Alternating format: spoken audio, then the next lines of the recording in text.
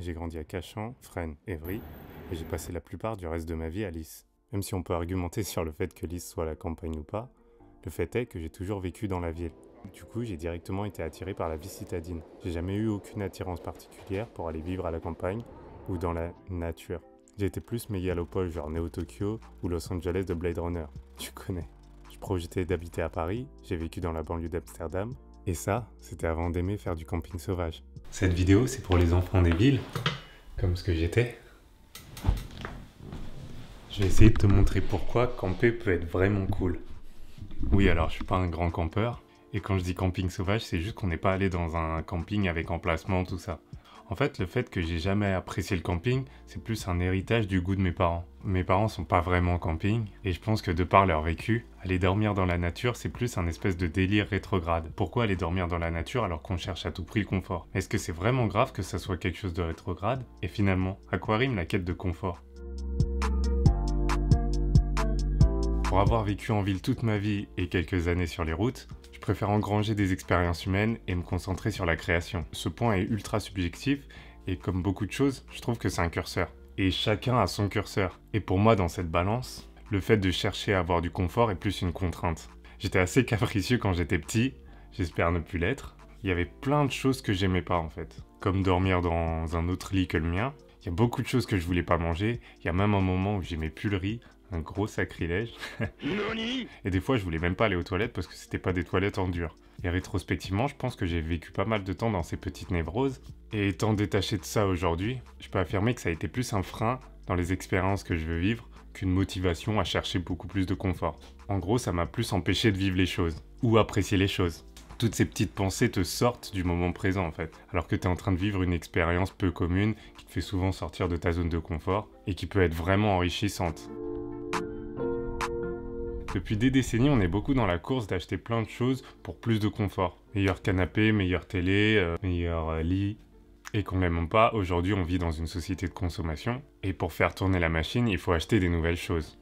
Tout ça pour du confort. Et intrinsèquement, il n'y a rien de mal à ça. Je pense juste qu'arriver à un certain stade, qui est sûrement différent pour tout le monde, ouais, mais arriver à un certain stade, ce confort peut plus être quelque chose de satisfaisant ou de vraiment profondément enrichissant. Du moins à long terme. Par exemple, cet objet qu'on rêve acheter, qui rendra notre vie totalement différente quand on l'aura, deviendra fatalement un objet de plus et finira invisible dans notre quotidien. On va alors rechercher le prochain achat, et ainsi de suite en accumulant des objets. Sans me tromper, je pense qu'on s'en souvient plus des expériences humaines, de vacances, de moments de fou rire avec des potes.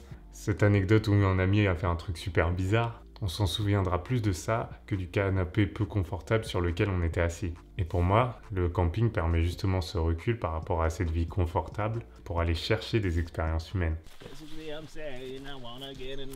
J'ai fait cette vidéo après un week-end en camping dans le Morvan, à peine 2 heures de route d'où je vis, ce qui est relativement proche.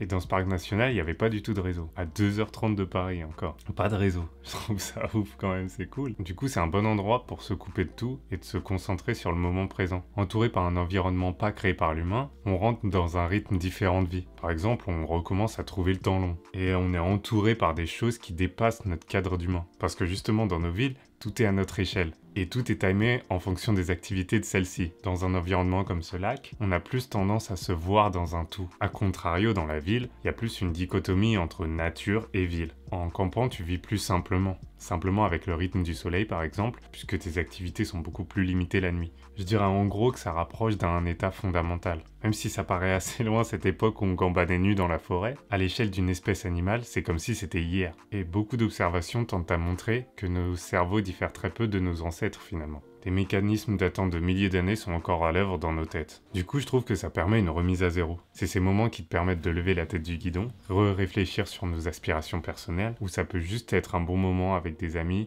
sans distraction aucune. Une espèce de parenthèse exaltée dans un quotidien qui nous demande d'être plongé dans un flot incessant de stimuli.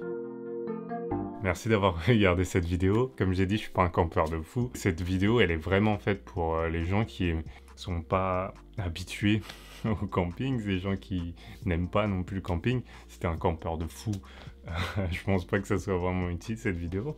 Parce que tu dois déjà être convaincu que camper c'est cool. Avec cette vidéo, je sais pas si j'ai réussi à te convaincre. En tout cas, c'est ce que je pense, c'est ce que ça m'apporte, en gros. Dis-moi en commentaire si t'aimes bien camper, si t'as déjà campé. Dis-moi aussi tes spots où je pourrais aller. Vu que le déconfinement, tout ça, on a le droit d'aller un peu partout. Les prochaines vidéos, je pense que je vais faire les prochaines vidéos avec Floriane, le retour de Floriane. Je sais pas encore, elle le sait pas. Elle va sûrement le voir en même temps que... tout le monde dans cette vidéo. En tout cas, c'était vraiment des moments cool. Il y a des travaux à côté. Si t'as aimé cette vidéo, je t'invite à la liker. Si t'as adoré cette vidéo, bah, je t'invite à t'abonner. Et voilà. À la semaine prochaine. Passez une bonne journée. Peace. Dans les expériences que j'ai pu vivre. Je peux faire...